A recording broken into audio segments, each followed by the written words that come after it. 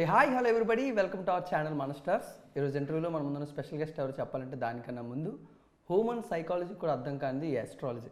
కొంతమంది ఇందులో లాజిక్ లేదనుకుంటారు, మరి కొంతమంది మ్యాజిక్ ఉందనుకుంటారు. కానీ జీవితమే జాతకం అనుకుంటున్న సారంగపాణి మరొక సైడ్. మరి రాత రాసిన బ్రహ్మ కూడా తన చేతి రాతలో చాలా వాతలు పెట్టాడు. మరి వాటన్నిటిని తప్పించుకున్నారు లేదో మీరందరూ కూడా చూడాలి అనుకుంటే డిసెంబర్ 28న సారంగపాణి జాతకం అంటూ మన ముందుకు రాబోతుంది. మరి ఈ జాతకాన్ని, ఈ జీవితాన్ని రాసిన డైరెక్టర్ మోహన్ కృష్ణ ఇందగంటి గారు మనతో ఉండడం జరిగింది. ఆయనతో మాట్లాడి ఇంకా చాలా విషయాలు తెలుసుకుందాం. Let's go. సార్ నమస్తే సార్. నమస్తే నమస్తే sir, I'm very glad to meet you sir. Thank you so much. It's my honour and my privilege. Thank you, my pleasure.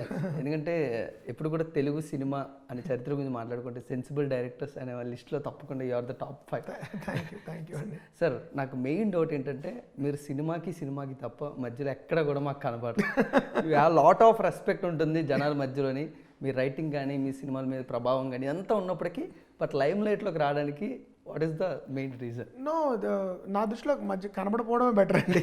ఎందుకంటే సాధారణంగా నేను ఒక సినిమాకి మధ్యలో వేరే నెక్స్ట్ ఏం చేయాలి, నేనే రాస్తాను కాబట్టి నాకు ఆ టైం పడుతుంది, ఆ ప్రైవేట్ ఆ స్పేస్ కావాల్సి వస్తుంది అనమాట. కాబట్టి నేను ఒక సినిమా అయిపోయిన వెంటనే దాని తరకు ఇలాంటి పబ్లిసిటీ చేసేసి ఆ సినిమా రిలీజ్ అయిపోయిన తర్వాత నేను మళ్ళీ నా జీవితంలోకి వెళ్ళిపోతాను. వెళ్ళి నా పుస్తకాలు నేను చదువుకోవడము, నెక్స్ట్ ఏం చేయాలి, దానికి సంబంధించిన కథలు రాసుకోవడము, లేకపోతే నేను వేరేగా కూడా నాకు లిటరేచర్ అంటే ఇష్టము, ట్రావెలింగ్ అంటే ఇష్టము, అండ్ కుటుంబంతో గడపడం నాకు చాలా ఇష్టం టైము.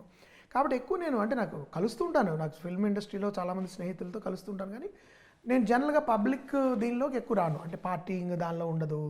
నెక్స్ట్ సినిమా, నా నెక్స్ట్ సినిమా తీసే వాళ్ళతోనే ఎక్కువ చర్చలు జరుగుతుంటాయి కాబట్టి లైమ్ లైట్లోకి వచ్చే ఛాన్స్ ఉండదు. వ్యక్తిగతంగా కూడా నాకు అది పెద్ద ఇష్టం ఉండదు. I just like to be private. నేను సినిమా తీయనప్పుడు కనబడడం పెద్ద అవసరం లేదని నాకు అనిపిస్తుంటుంది. అది మించికేం లేదు. Beautiful sir.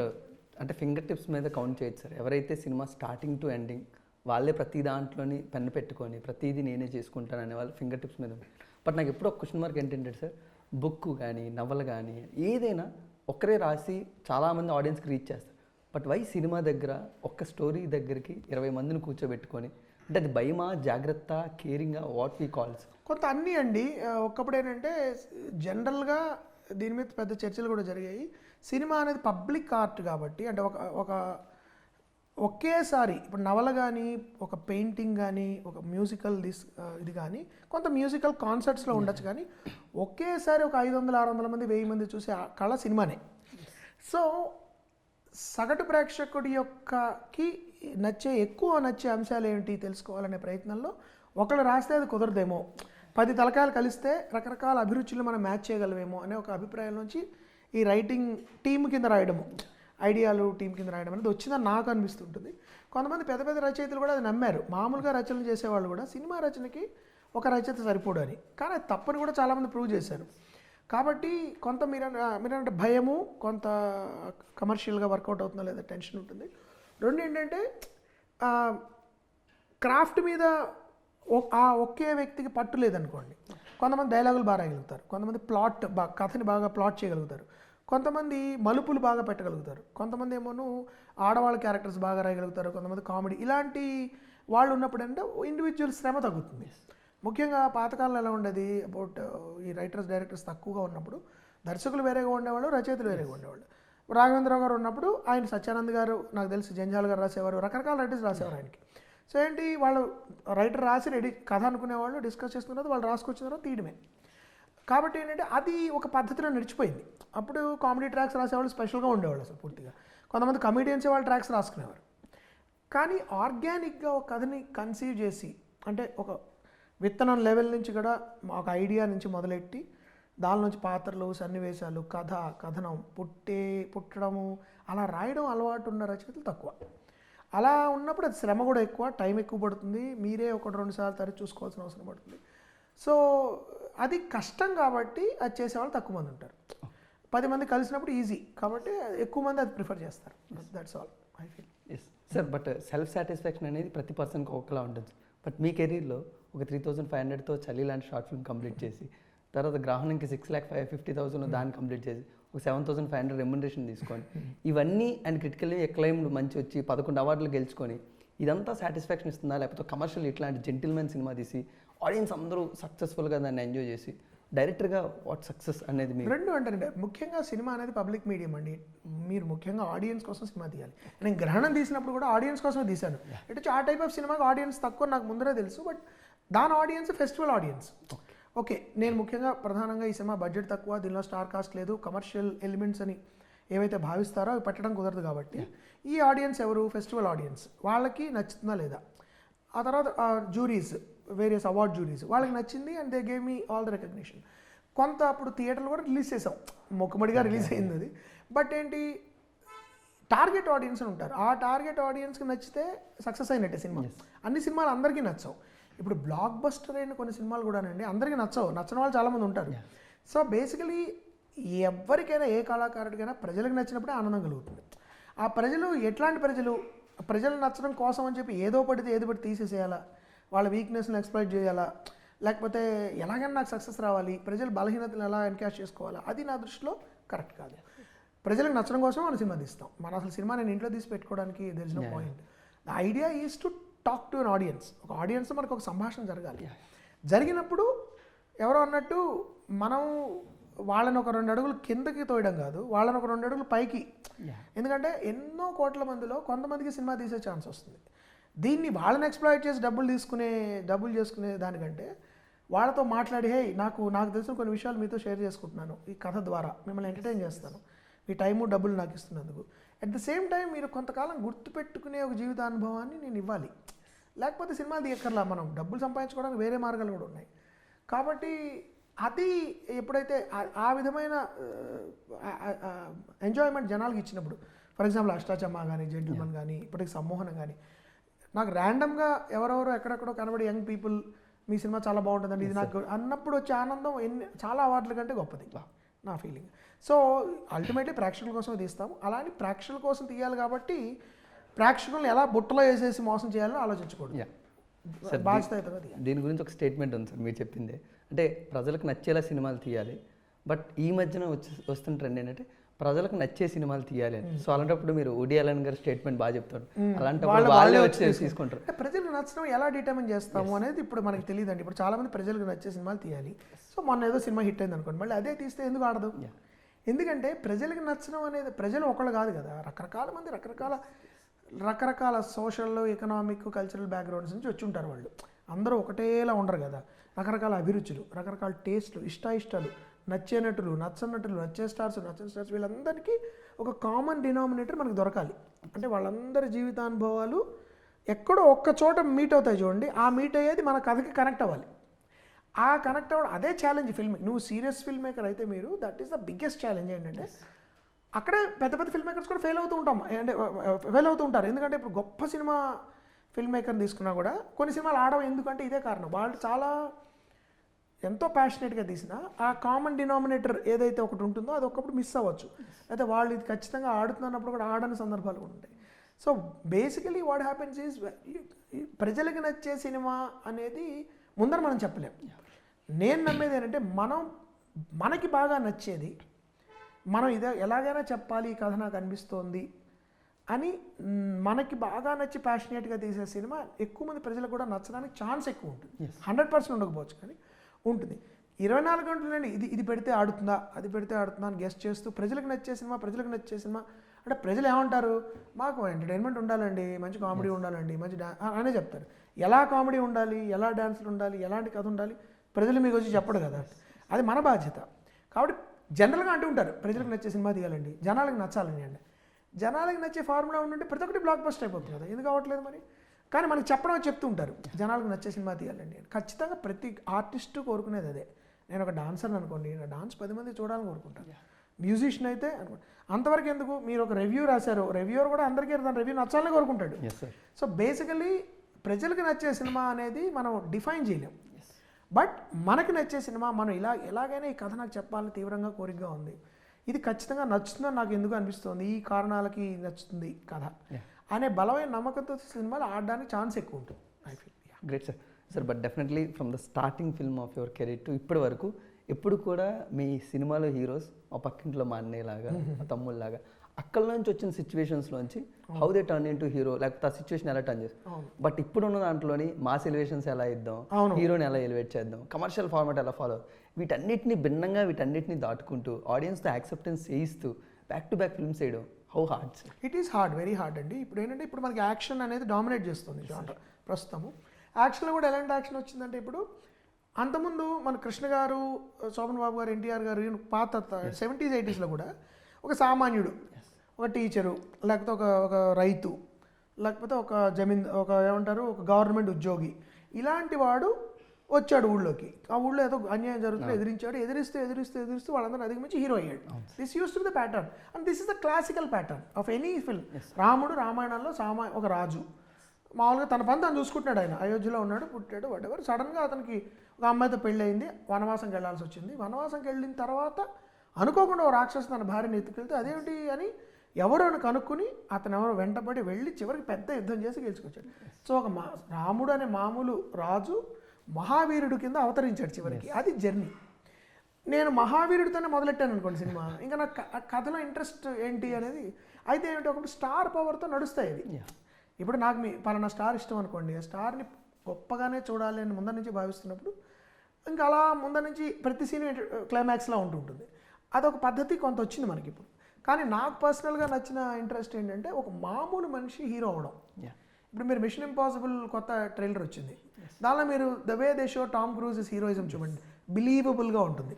అంటే ఎక్కువ మిథిఫికేషన్ ఉండదు. మనకేంటంటే మనకి మిథాలజీ బాగా రూటెడ్ మన కల్చర్లో. ఇప్పుడు ఇతను పలానా వ్యక్తి ఇతను 1000 సూర్యుల కాంతి గలవాడు, హిమాలయ పర్వతం లాంటి ఇది అని మాట్లాడడం మనకి ముందు నుంచి అలవాటు.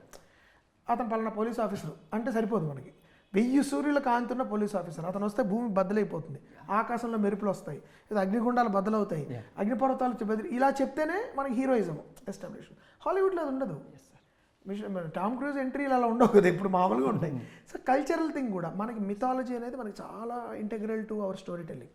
అది మనకి ఇప్పుడు కమర్షియల్ సినిమాల్లోకి వచ్చి అదేమైనా హీరో ఎలివేషన్స్ అని ఏవైతే అంటారో అవి వచ్చాయి. అది ఒక పద్ధతి అండి, అదొక ఈడియం అంటాం మనం. నాకు ఇష్టమైన ఈడియం ఏంటంటే how a regular person becomes a hero. జెంటిల్మన్లో Nani is a regular lover boy, at the end he makes a great sacrifice and he becomes a hero. Similarly అష్టాచమ్మాలో నార్మల్ బాయ్స్ కాన్ఫ్లిక్ట్ అయ్యి చివరికి అమ్మాయిని ఎలా గెలుచుకున్నాడు. సో బేసిక్లీ నాకు అది ఉంటేనే జర్నీ ఇంట్రెస్టింగ్గా ఉంటుంది. కష్టాలు అధిగమిస్తూ హీరో అయ్యేవాడే నా దృష్టిలో నిజమైన హీరో. మామూలు ముందర నుంచి 200 మందిని కొట్టేవాడు నెక్స్ట్ 300 కొడతాడు, 1000 మందిని కొడతాడు. That's fine with me, but it doesn't give me the kick. So అది అలవాటు అయినప్పుడు ఇలాంటి రియలిస్టిక్ ఇంటిమేట్ ఫిల్మ్స్ తీయడం అనేది ఛాలెంజే. అయితే ఏంటంటే దానికైతే ఆడియన్స్ ఉన్నారండి, కొంతమంది అలాంటి ఆడియన్స్ ఓటీటీకి మూవ్ అయ్యారు, నో డౌట్ అబౌట్ ఇట్. కానీ ఇంకా థియేటర్కి వచ్చి చూసే ఇంట్రెస్ట్ అయితే జనాల్లో ఉంది. ఈ మధ్య దీపావళికి రిలీజ్ అయిన 3 సినిమాలు ప్రూవ్ దట్.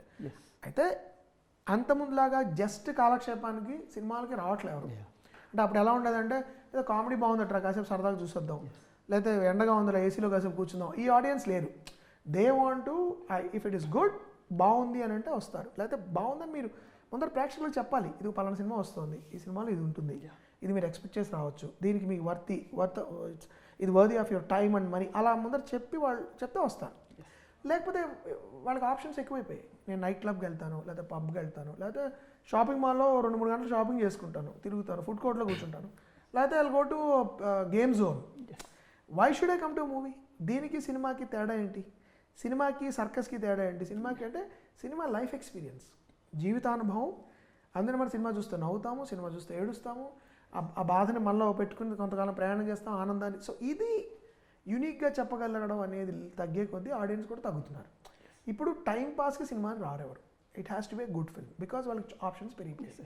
మలయాళం సినిమా చూస్తున్నారు, తమిళ సినిమా చూస్తున్నారు, హాలీవుడ్ సినిమా చూస్తున్నారు. సో ఐ ఫీల్ దట్ మనము ఓకే ఓ పక్కన లార్జర్ దాన్ లైఫ్ హీరో సినిమాలు తీస్తూనే ఇంకో పక్కన ఈ ఇంటిమేట్ ఫిల్మ్స్ ఉంటాయి, ఫిల్మ్స్ అబౌట్ రియల్ పీపుల్, పక్కింటి సుబ్బారావు, ఎదురింటి వాటెవర్ వాళ్ళ గురించి కూడా కథలు, నార్మల్ హీరోస్ గురించి కూడా కథలు తీసినప్పుడు డెఫినెట్లీ ఇప్పుడు అమరన్ చూశారు కదా. సో దే విల్ వాచ్ అండి. It's about how well are we making the film, how well. అది ఛాలెంజ్, అది ఎప్పటికీ ఛాలెంజ్. పెద్ద ఫిల్మ్ మేకర్స్ ఫెయిల్ అవుతుంటారు, కొత్త వాళ్ళు స్ట్రగుల్ అవుతూ ఉంటారు. అది తగిలినప్పుడు bull's eye it's great. Sir ఇప్పుడు కూడా నెవర్ ఎండింగ్ డిస్కషన్ అన్నట్టు ఆస్ట్రాలజీ వర్సెస్ సైన్స్ ఎప్పుడు జరుగుతుంటుంది. ఆ ఆస్ట్రాలజీని కొంతమంది మూఢనమ్మకం అంటారు, నమ్మకం అంటూ ఉంటారు. బట్ మీరు ఏ సైడ్ ఉన్నారు? సెంటర్లో నించొని సినిమాని చూపించబోతున్నారా, ఒక సైడ్ ఉండి కొంచెం ప్రొవోకింగ్ చేయబోతున్నారా? లేదు నాకు I'm not, first of all నాకు కూడా I don't have a clear opinion about జాతకం అండి. ఎందుకంటే నేను 2-3 ఇంటర్వ్యూస్ కూడా చెప్పాను, నాకు కొన్ని ఎవరో చెప్పినవి జరిగాయి ప్రెడిక్షన్స్. సో అది కోయిన్సిడెన్సా లేకపోతే అది జస్ట్ ఫ్లూకా అవి నాకు తెలియదు. And at the same time 100% science అని నమ్మడానికి కూడా దాఖలాలు లేవు. అంటే సైన్స్లో ఏంటంటే ఇప్పుడు మీకు H2+O2 అంటే ఖచ్చితంగా నీళ్లు వస్తాయి, ఇప్పుడు వస్తాయి, నెక్స్ట్ 1000 సంవత్సరాల తర్వాత కూడా వస్తాయి. కానీ ఇది అలాంటి ప్రూఫ్ దొరికే సైన్సెస్ కావు ఇవి. సైన్స్ అని కొంతమంది క్లెయిమ్ చేస్తున్నా కాబట్టి. బట్ చాలామంది ఇప్పుడు ముఖ్యంగా ఎక్కువ మంది సైన్స్ చదువుతున్న టైం ఇది. 90s తర్వాత ఎప్పుడైతే ఐటీ బూమ్ వచ్చిందో మీకు most people are doing BTechs, most people are doing engineerings. Humanities social science చదివేవాళ్ళు లేరు, తగ్గిపోయారు. ఎక్కువ మంది సైన్స్ చదువుతున్న టైంలో ప్యారలల్గా విపరీతంగా భక్తి తాలూకు రిలేటెడ్ అన్నీ కూడా పెరిగాయి. మీరు అబ్జర్వ్ చేయండి. ఆఫ్టర్ 2000s ప్రవచనాల ఛానల్స్, ప్రవచనకర్తలు అన్ని మతాలను పెరిగిపోయారు. ఓకే, దైవ చింతన పెరిగిపోయింది, స్ట్రెస్ పెరిగిపోయింది, ఆర్ట్ ఆఫ్ లివింగ్ అని, ఇన్నర్ ఇంజనీరింగ్ అని, ఇవన్నీ మాటలు మనం ఎప్పుడు వెళ్ళలేదు అంతకుముందు. స్పిరిచువల్ అవేకనింగ్ అవసరం పడింది. విచిత్రంగా సైన్స్ గ్రోత్తో పాటు ఇది కూడా పెరిగింది. So there is a strange contradiction. ప్రపంచంలో అన్ని ప్రశ్నలకి సైన్స్లో జవాబులు ఉంటే ఇది ఎందుకు పెరిగింది అంటే ఎక్కడో చోట సమ్ సూపర్ న్యాచురల్ ఇంటర్వెన్షన్ అనేది మనకి ఉండాలి, ఉంటే బాగుండు అనే కోరిక మనుషులు ఎక్కడో ఉంటుంది. ఇంకా ఇవన్నీ సాల్వ్ చేయలేని ప్రాబ్లమ్స్కి అక్కడికి వెళ్తున్నాడు ఆన్సర్కి. డాక్టర్స్ కూడా ఏమంటున్నారు, మీరు ఏదైనా మానసిక సమస్య ఉందనుకోండి, రోజు 10 నిమిషాలు పొద్దున్న మెడిటేషన్ చేయండి అంటారు. అంటే మెడిటేషన్ ఏం చేయమంటారు అని అంటే మీకు నచ్చింది ఏదో ఒకటి అంటారు. సో ఆ ప్రాబ్లమ్కి వాళ్ళ దగ్గర సొల్యూషన్ లేదు. వాళ్ళు ట్యాబ్లెట్ ఇస్తారు. ఇప్పుడు ఐఎమ్ డిప్రెషన్ అనుకోండి, యాంటీ డిప్రెసెంట్స్ ఇస్తారు మీకు. If I'm depressed anti depressants ఇస్తారు. యాంటీ డిప్రెసెంట్స్ పని చేయట్లేదు అనుకోండి, దాంతోపాటు వాళ్ళు ఏమంటారంటే మీరు ఏదైనా అవకేషన్ పెట్టుకోండి, కాసేపు గుడిలో వెళ్ళి కూర్చోండి, లేకపోతే ఇంట్లో ప్రశాంతంగా మెడిటేట్ చేసుకోండి. So science is not providing all answers. So ఈ కాంట్రడిక్షన్ ఏదైతే ఉందో scientific development, so called scientific development ప్యారలల్గా గత 2 దశాబ్దాల్లో నేను ప్రత్యక్షంగా చూశాను. విపరీతంగా దైవచింతన పెరిగింది, విపరీతంగా రిలీజియస్ థింకింగ్ పెరిగింది, విపరీతంగా ప్రవచనాలు అవి పెరిగాయి. యంగ్స్టర్స్ చాలామంది ఎక్కువ గుళ్ళకి వెళ్తున్నారు, ఎక్కువ ఈ వీటికి వెళ్తున్నారు, ఈ రిట్రీట్స్ అంటాను చూడండి, స్పిరిచువల్ రిట్రీట్స్కి వెళ్తున్నారు. ఈ కాంట్రడిక్షన్లో one of the things observe చేసిన కూడా ఇవి ఆస్ట్రాలజీ. ఇప్పటికీ జాతకాలు చూసి పెళ్లి చేసుకుంటున్నారు, ఇప్పటికీ ఆన్లైన్ యాప్స్ పెరిగాయి. You can put all your data and మీకు ప్రెడిక్షన్ వస్తుంది. పెళ్ళిళ్ళకి అన్నీ చూస్తున్నారు. So why this? సో అయితే నేను ఈ సినిమా ఎలా చెప్పానంటే, నేను జాతకాలు నమ్మేవాళ్ళని ఎటువంటి చులకన చేయను. ఈ సినిమా నా ఉద్దేశం అది కాదు. Your belief is very private. ఎప్పుడైతే నమ్మకం మూఢనమ్మకంగా మారుతుందో, నమ్మకం ఎప్పుడైతే వేలం వెర్రిగా మారుతుందో, అప్పుడు ఎలాంటి రసాభాస జరుగుతుంది, ఎలాంటి గందరగోళానికి మనిషి లోనవ్వచ్చు, ఎలాంటి తప్పుడు నిర్ణయాలు తీసుకోవచ్చు, ఎలాంటి పిచ్చి పనులు చేయొచ్చు. అది హాస్యరస ప్రధానంగా నేను చెప్పడానికి ట్రై చేశాను. This film is not a judgement of those who believe in astrology. I believe all belief systems are private. మీ అంతటి మీరు తెలుసుకోవాలి తప్ప దాని సత్యాసత్యాలు బయట ఓడవచ్చి చెప్తే ఒప్పుకోరు. అది మీకు తెలియాలి ఉందా లేదా అనేది, అది మీ ఇష్టం. కానీ మీ నమ్మకం ఎదురు వాళ్ళకి ఎప్పుడైతే అపాయకరంగా మారుతుందో, ఎదురు వాళ్ళకి తలనొప్పి అవుతుందో, ఎదురు వాళ్ళ జీవితాలను చిన్నాభిన్నం చేస్తుందో, then it becomes unacceptable. And ఇది సీరియస్ ఇష్యూ. బట్ నేను మొత్తం పూర్తి హాస్యంతో ఇది చెప్తే బాగుంటుంది అని చెప్పిన సినిమా సారంగపాణి జాతకం. Beautiful things sir. Cinema evolve అవుతున్న కొద్దీ టైప్స్ ఆఫ్ కామెడీస్ కూడా మారిపోతున్నాయి సార్. క్యారెక్టర్ డ్రివెన్ కామెడీ అంటారు, సిచ్యువేషన్ కామెడీ, మ్యూట్ కామెడీ అంటారు, double meaning comedy. But for the first time మళ్ళీ చాలా రోజుల తర్వాత టీజర్ చూస్తున్నప్పుడు situation comedy and trending comedy చూస్తూనే ఎవరిని హర్ట్ చేయకుండా చాలా మంచిగా బ్యూటిఫుల్. బట్ అది పట్టుకోవడం, ఆ థిన్ లైన్ పట్టుకోవడం చాలా కష్టం కదా సార్ ఇప్పుడున్న జనరేషన్. ఇప్పుడు ఏంటంటే ఇంతకుముందు కూడా నేను చెప్పాను, ఎక్కువ humour social media based humour ఉంటుంది. అంటే మీకు యూట్యూబ్ హ్యూమర్ ఉంటుంది, జోక్ బేస్డ్ హ్యూమర్. అంటే చలోక్తి వేరు, హాస్యం వేరు. చలోక్తి ఆ టైంలో పేలుతుంది, హాస్యం మొత్తం నడవాలి. ఇప్పుడు ఒక కథ, దానిలో ఉన్న పాత్రలు, దాని కథనంలోంచి ఆవకాయలో ఊట ఊరినట్టు హాస్యం ఊరుకుంటూ వెళ్ళాలంటే అది చాలా పని. ఒక సినిమాలో వరుసగా 20 జోకులు రాయడం తేలికే. ఎందుకంటే మీరు రీల్స్ చూస్తే కొన్ని దొరుకుతాయి, యూట్యూబ్లో దొరుకుతాయి, వాట్సాప్లో దొరుకుతాయి, బుక్స్లో దొరుకుతాయి. వాటి 10-15 జోక్స్ మీరు సెలెక్ట్ చేసుకుని దీన్ని నేను కథలోకి ఎలా పెట్టాలి అనే పనే ఉంటుంది మీకు తప్ప కొత్తగా మీరు ఆలోచించగల సిచ్యువేషన్ గురించి. బట్ సిచ్యువేషన్లోంచి వచ్చే, పాత్రలోంచి వచ్చే, కష్టాల్లోంచి వచ్చే హ్యూమర్ ఏదైతే ఉంటుందో దానికి పని అవసరం అవుతుంది. ఇది అలాంటి హ్యూమర్. ఇది యాక్చువల్గా ఒక కథ, దానిలో ఒక పాత్ర, అతనికి ఏదో కష్టం వచ్చింది, దానిలో కొన్ని పాత్రలు యాడ్ అయ్యాయి, ఇంకొన్ని యాడ్ అయ్యాయి. వాళ్ళందరూ ఒక్కొక్క పాత్ర ఒక విచిత్రమైన వాడికి ఉండే వర్క్స్ వాడుకుంటాయి, కానీ వాళ్ళకున్న మోటివేషన్స్ వేరు, వాళ్ళకున్న ఆబ్జెక్టివ్స్ వేరు. వీళ్ళందరూ సారంగపాణితో కాన్ఫ్లిక్ట్ అయినప్పుడు అతనికి ఏమైంది, ఈ సిచ్యువేషన్లోంచి పాత్రలోంచి పుట్టే హ్యూమర్ సారంగపాణి జాతకం. సో ఈ రోజుల్లో కొంచెం అది తగ్గింది. మీరు ఎక్కువ హ్యూమర్ చూస్తే it's more reel based, YouTube based, joke based humour or spoof based. ఎవరో యాక్టర్ని స్పూఫ్ చేయడం, ఏదో సీన్ని స్పూఫ్ చేయడం, లేకపోతే ఒక ఈవెంట్ని స్పూఫ్ చేయడం, అలా ఒక జెస్చర్ని స్పూఫ్ చేయడం. ఇది ఒక వేరే ఆర్ట్. ఇది I'm not saying it's wrong, but దానికంటే ఇది కష్టం. సో అష్టాచమ్మ కానీ అమితుమి కానీ story driven, concept driven and character driven humours, situation humours. ఇప్పుడు మనకి నాకు కమల్ హాసన్ గారి సినిమాలు, ఇప్పుడు మైకేల్ మదన్ కామరాజ్ కానీ, పంచతంత్రం కానీ, బ్రహ్మచారి, సతీ లీలావతి, తర్వాత ఇంకా నాకు గుర్తురావట్లే కొన్ని పేర్లు. ఆ సినిమాలన్నీ నాకు చాలా ఇష్టం. ఆ టైప్ ఆఫ్, ఆ స్టైల్ ఆఫ్ సినిమాలు ఓవరాల్గా తగ్గాయి. తెలుగు తమిళంలో కాదు, హిందీలో కూడా లేవు, హాలీవుడ్లో కూడా లేవు. ఇప్పుడు humour has come down for some weird reason. Maybe Covid జనాలు బాగా ఫ్రస్ట్రేట్ చేసిందా, I don't know what happened. But అందుకు నాకు ఆ కోరిక వల్ల కూడా నాకు ఈ సినిమా తీయాలని అనిపించింది స్ట్రాంగ్. Beautiful sir. సార్ ఎప్పుడు కూడా ఒక్క సినిమా కామెడీ చేస్తే చాలు సార్, అతను ఎంత మంచి యాక్టర్ అయినా కమెడియన్ ముద్ర వేసేస్తారు. లైక్ దర్శి గారు కావచ్చు, ఒకప్పుడు మీరు చేసిన నరేష్ గారు కావచ్చు, బందిపోటు కానీ, ఇప్పుడు సారంగ్ పని. బట్ ఆయన్ని ఆ కమెడియన్ నుంచి మళ్ళీ యాక్టర్గా టర్న్ చేయడం వాళ్ళకి హార్డా, డైరెక్టర్గా మీకు హార్డా సార్? వాళ్ళకి కొంతవరకు హార్డ్ అండి. బట్ డైరెక్టర్కి ఉన్న సమస్య ఇమేజ్. ఇప్పుడు ఒక ఫర్ ఎగ్జాంపుల్ బ్రహ్మానంద్ గారిని తీసుకోండి. ఆయన చాలా మంచి యాక్టర్, యాక్చువల్లీ ఫ్యాంటాస్టిక్ యాక్టర్. ఆయన కామెడియన్ కింద అందరికీ తెలుసు, కానీ ఆయన చాలా సీరియస్ పాత్రలు చాలా బాగా చేయగలరు. మీకు రంగమార్తాండ అని వచ్చింది కృష్ణవంశీ గారిది, దానిలో మీరు బ్రహ్మానంద గారి పర్ఫార్మెన్స్ చూస్తే ఫ్యాంటాస్టిక్. అది అయితే ఏంటి, వాళ్ళకి ఉంటుంది. బట్ ఒక ఇమేజ్ ఏర్పడిన తర్వాత ఆ ఇమేజ్ బ్రేక్ చేయడం చాలా కష్టం. ప్రేక్షకులు కూడా ఏంటి అలవాటైపోయి ఉంటారు కదా, బ్రహ్మానంద గారు ఏడవడం ఏంటి సార్ అంటారు ఫస్ట్. సో ఏమవుతుందంటే మీకు ఆ ఇమేజ్ ఏర్పరచుకునే టైంలోనే మీరు కమల్ హాసన్ లాగా విభిన్నంగా చేయడం మొదలెట్టారనుకోండి. Like the way Kamal Haasan did it, the way Suriya did it, the way Nani is doing it now. అప్పుడు వాళ్ళ నుంచి ప్రేక్షకులు కోరుకునేదే విభిన్న పాత్రలు. వాళ్ళకి ప్రాబ్లం ఉండదు. వాళ్ళకి సడన్గా అంటే సుందరానికి చేయొచ్చు, సడన్గా దసరా చేయొచ్చు, సడన్గా హాయ్ నాన్న చేయొచ్చు, లేకపోతే వెళ్ళి లేకపోతే ప్యారడైజ్ చేయొచ్చు, వాట్ ఎవర్. నాని నుంచి వచ్చే ఎక్స్పెక్టేషనే వాళ్ళ విభిన్నత్వం కావాలి వాళ్ళకి. అదే నాని కన్సిస్టెంట్గా చేస్తే బోరు కొడుతుంది. కానీ కొంతమంది స్టార్స్ ఉన్నారు, వాళ్ళ నుంచి ఒకటే ఎక్స్పెక్ట్ చేస్తాం మనం. రజనీకాంత్ గారు ఉన్నారు ఫర్ ఎగ్జాంపుల్. రజనీకాంత్ గారిని ఒక టైప్ ఆఫ్ స్టైల్ అది ఎక్స్పెక్ట్ చేస్తాం, swag what ever it is. ఆయన గబుక్కను ఒక సీరియస్ ఫిల్మ్ చేశారనుకోండి, lot of people will be disappointed because అదేంటండి రజనీకాంత్ గారు. సో ఆ ఇమేజ్ బ్రేక్ చేయడం అనేది డైరెక్టర్కి ఛాలెంజ్. యాక్టర్కి పాపం actors are willing to do. Tomorrow if you give a star, మీకు ఇవన్నీ లేవు సార్, మార్కెట్ లేదు, ఏం లేదు, మర్చిపోండి అన్ని, ఫ్యాన్స్ లేదు, ఏం లేదు, జస్ట్ ప్యూర్ క్యారెక్టర్ మీరు చేయండి, మీకు అడ్డే లేదు, మేమందరం వచ్చి చూస్తాం అని చెప్పండి. ఎంతమంది నటులు రెడీ అయిపోతారో నేను చెప్తాను. ప్రతి star will want to do it. ఎందుకంటే వాళ్ళకి కమర్షియల్ సినిమాలు చేస్తూనే ప్రతి నటుడికి క్యారెక్టర్స్ చేయాలని ఉంటుందండి, తప్పని ఉంటుంది. ఈ మార్కెట్ ఫోర్సెస్ కానీ ఈ ప్రెషర్స్ వలన కూడా వాళ్ళు కొంత చేయాల్సి వస్తుంది. ప్రేక్షకుల డిమాండ్, వాళ్ళ నుంచి ఎక్స్పెక్ట్ చేసేవి ఏమి ఉంటాయి. సో నటుడికి ఎంత ఇంట్రెస్ట్ ఉన్నా, నటుడు కూడా మార్చుకోవడం కొంచెం కష్టపడినా డైరెక్టర్కి పెద్ద ఛాలెంజ్ అది. ఎందుకంటే సరిగ్గా తీయకపోతే మిమ్మల్ని తిడతారు. రెండు ఏంటంటే అసలు ఇమేజ్ని ఎలా బ్రేక్ చేయాలి, ఇమేజ్ని బ్రేక్ చేస్తే ఆల్టర్నేటివ్ ఇమేజ్ ఎందుకంటే బెటర్ థింగ్ క్రియేట్ చేయగలగాలి మీరు, అప్పుడు చూస్తారు. సో సార్ ఎప్పుడైనా ఒక director back to back films చేస్తూ ఉంటే ఆయన తప్పకుండా స్టాండర్డ్ ఒకటి ఫాలో అవుతుంటుంది సార్.